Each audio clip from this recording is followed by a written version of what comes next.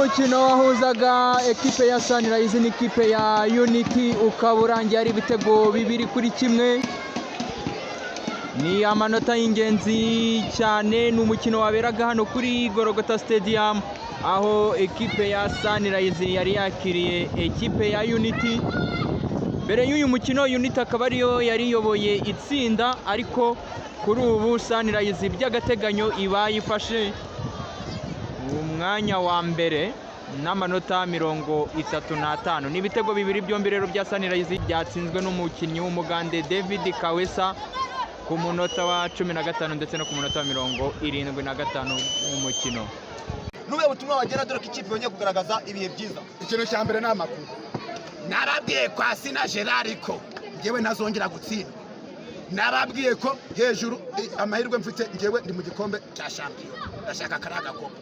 Ikindi cya kabiri Sunrise inganya na Sina hano nagiye mu ishamba y'amasaha 96 mukuru kw'Imana bayo nzana y'intsinzi. Haleluya. Sunrise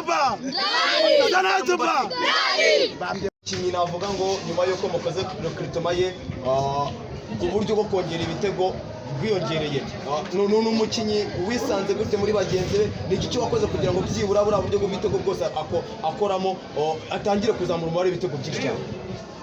Niba waritegereje Sunrise yo muri Fazare hari byinshi twakoraga, ariko ukabona turabura umuntu ataka. Twabonye umuntu ataka rero yega ko nawe arimo arasubiza neza ibitego 5 mu mikino ine. Ni ikintu kinini, ni ikintu bivuze ikintu kinini. Umwataka twaburaga ubu turamufite. Icyo dusabwa natwe kumubungabunga, tutamukoresha byinshi bijyanye n'uko twe tumukeneye, bagerageza kumubungabunga match zikurikiye, ariko igisobanuro cye nyine no mwataka uburyo bisobanura aratsinda, kugira ngo kumusobanura uburyo burenze uko bikora byaba bigoranye.